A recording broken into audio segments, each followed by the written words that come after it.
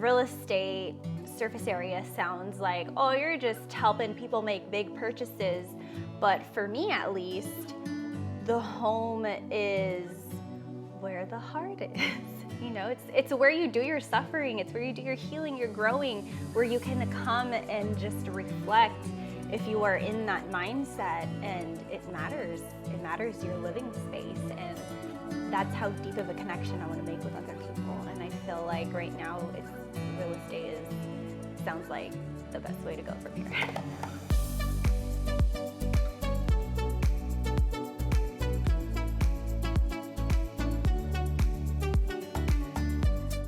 We're still Omies? It's been so long. It's been a while. I will still and always will be an Om girl, so yes. An Om girl? A home girl? Pun? See what I did there? Because now we're flexible agents selling homes. I'm Omies with everyone, they just don't know it. What do you mean by that? We're all Omies. If I have made you smile, we're Omies. What if someone's smiling over your suffering? Hey. Oh, that was dark. Sorry. Whatever floats your boat, 'cause let me tell you, my energy's protected. You do you. Well, all right. I'm glad you're so strong. So yeah, it's been a while. We're just hopping back on here. I always feel weird when I say that, hopping back on here. Basically, we used to do podcasts before when we were doing more of a fitness thing, but fitness has transitioned into how can we help people, and this time it's in real estate. Why is that? Why are we moving from fitness to real estate? So someone actually just asked me this the other day, and I said, I think it had to do with the kind of people that we are, in that when we first met each other, we clicked, we connected, and then we tried to right away find something that we can make together. And I felt like the easiest thing to grasp was the fitness, because I did yoga, you did resistance training, try to make it work. It just didn't end up clicking the way we wanted it to. And then you even strayed away from real estate a little bit, got into like photos, videos, and I continued with yoga, but I kept doing the deeper, how do I help people more, like people. And you somehow got back into real estate, whatever, piqued your interest in it again. I said I was going to get into real estate, not seriously. I was just going to have my license just to have it, referrals every now and then. And then I think what the connection we were trying to make and helping people with fitness, we were able to really expand on when we turned it to real estate, if that makes sense. In the sense of we want to help people, and real estate surface area sounds like, oh, you're just helping people make big purchases. But for me, at least, the home is where the heart is. It's where you do your suffering, it's where you do your healing, your growing, where you can come and just reflect if you are in that mindset, and it matters your living space. And that's how deep of a connection I want to make with other people. And I feel like right now real estate sounds like the best way to go from here. Okay. I agree with everything you said, but what's funny is I have different reasons of why I pivoted, if you will. Like you mentioned, it was, finding the thing that we click with, and it seemed like the obvious choice was fitness, because I already had years in fitness. You had years in yoga and a fitness-esque, predominantly yoga though. And it seemed like it just clicked. And for me, as we've talked about, it was almost like, even though, and you can ask anyone that's an expert in their field, that you could say, something along the lines of, and I'm just using completely arbitrary, I have no idea, but just another example, a car mechanic versus a motorcycle mechanic. that may be a terrible example. I'm trying to think of a better one. We'll just go with that.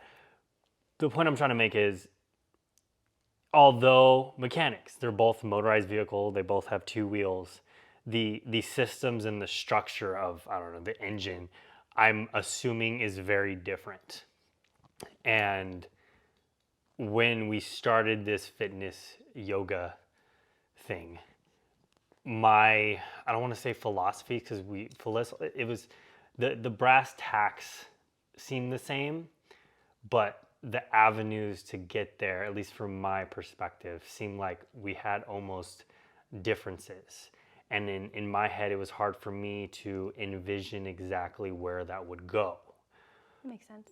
Versus with real estate, we're both relatively new. In some cases, I would say honestly, even though I've actively have done it for almost a year, but you worked at an office, so in some regard, I may have more knowledge, but you have maybe more practical. Like I see you blossoming, if you will, quickly. Getting into the groove of things quickly because you've been around real estate agents, listening to their problems for over 4 years. But that's to say is because it's still new in essence to us, that allows us to build whatever philosophies we're going to build together instead of already building upon two separate entities, maybe with the same goal in mind, but we had different paths to get in there. And for us to merge together, we'd have to then start forming that path back, and that would take a lot more time than just going straight up, right? That makes sense. And then also to something else that you said, you mentioned, you're big on the intimacy side of things, and this is where we are a little bit different, but also why I see us being a good team. Because in my head, a lot of my passion, if you will, for real estate is the financial piece. I know you align with that as well. Same as I mean, if there's anything that I'm passionate about, I know I have to help people. I can't be running around just money and just trying to get as much money as possible. That's not going to satisfy me. I have goals that involve money. We both do, but that path to getting there has to be centered around helping other people. And there is no question about decision making. It's okay, is this best? What outcome, what action leads to people getting the best result? Obviously in real estate there's negotiations and stuff, and there can't always be, people aren't always going to get 100% of what they want, but it's which outcome is the most win-win for both scenarios. And anyways, where I see us working really well is that you are much more compassionate and empathetic than I am. I know you'll say that I'm compassionate and empathetic, and I know I am to a certain degree, but because I'm a little more direct than you, because I prefer numbers and just looking at data instead of just kind of basing things off of like, okay, what's the feeling in this, if you will. I think we'll be a damn good team. I think so too. Because it's the cross between the two, where as you're saying, it's an intimate thing, right? People may want that. Some people, that's all they care about. But I would argue that most people are going to have a level of understanding that this purchase or sale is an emotional one.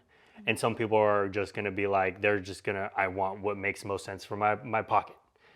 And I don't think it's going to be one or the other. There's going to be some level of divide in between the two. And I think for us, having both of those sides and at the same time having that dream outcome that we want, it's just going to work out amazingly, in my opinion. So I think that's where this is and where we want this to be, or at least where we want our business to be. I said we could talk about goals a little bit. I don't know how much in detail you want to go into that today, what exactly our goals are, like the 10-year goals we talked about 2 weeks ago. I feel like the gist of it, honestly, is I need to make a certain amount of money to be able to help people the way that in the level that I want to help them. Well, actually, and that's something we haven't touched on yet, is what's interesting about us and where we are. We don't own a home. We don't. I've personally, and you can disclose as much as you want to disclose, whatever of your past few years. I had money, made a really stupid decision, got into a car accident, and I lost like all the money that I had. All the money that I saved up that I could have purchased a house with, I lost it. And I also was into entrepreneurship. And with that, what really grabbed me into that wasn't necessarily all the, the money and the control. Yeah, those are great.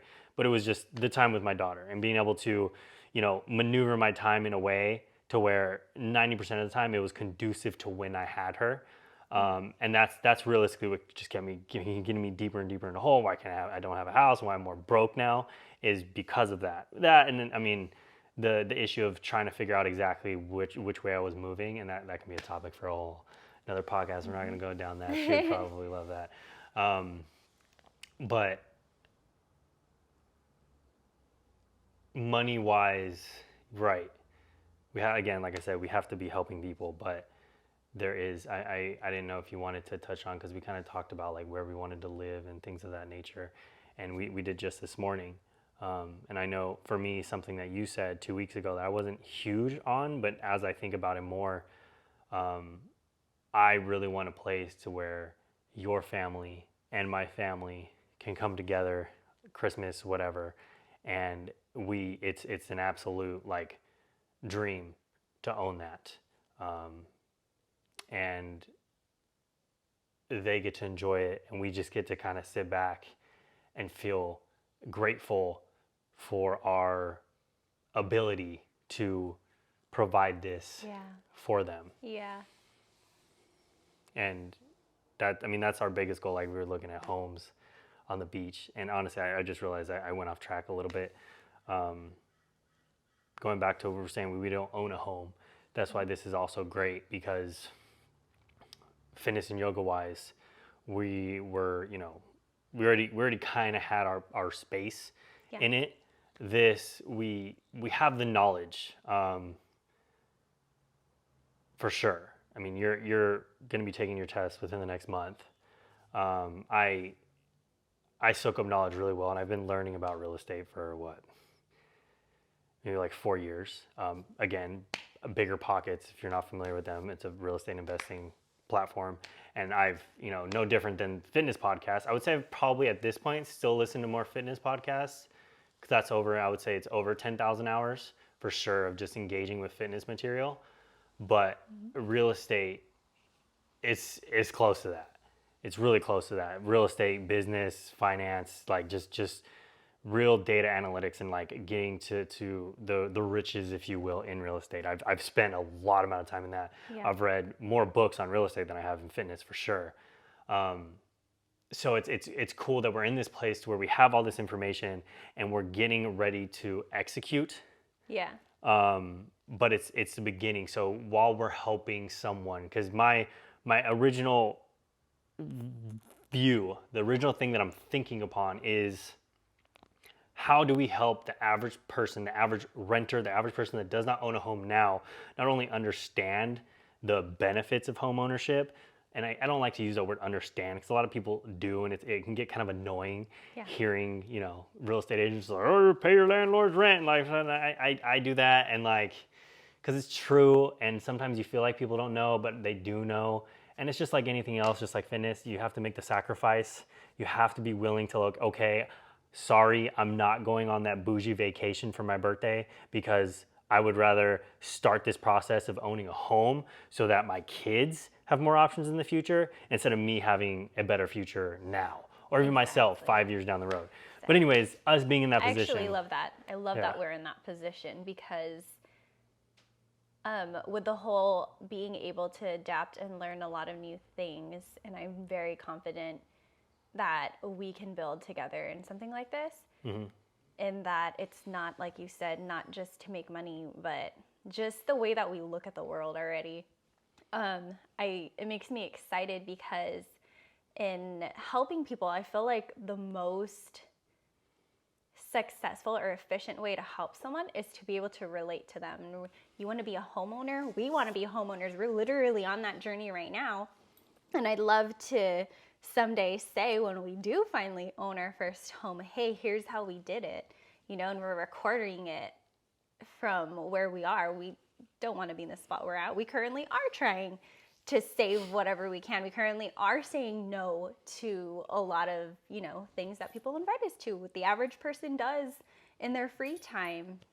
I already think that our schedule and our life right now is already set up on that path, at least in the direction. And it's not fun a lot of the time, but what do you really want in life? Honestly, I'm 31 now, and I would love to sit and not love, but I see the comfort in sitting and being like, man, I'm 30. Can you imagine if I had this mindset when I was like 20, if I started tucking money away? But like you said, you had that money, and then what happened? Life happened. Same as me. I had money and I was starting to save, and then life happened. And now I'm just trying to really take control and be more efficient with what I do, and making sure that even if life happens, I'm still set up for it to keep on that path of us owning a home. Sounds like we're both aligned in what it is that we want to do. And I think there's a good place to end it on. And we just hope that with our channels, with our avenues, not only to help people, to educate people, but also just to show people where it is that we live and the places we plan to go. So if that's something that you guys are interested in, see you around. I don't know. Follow us on our journey, and then, let's all get on our journey to own a home together. That'd be great. I don't know how to end these things. Whatever. Like that. Oh, wait,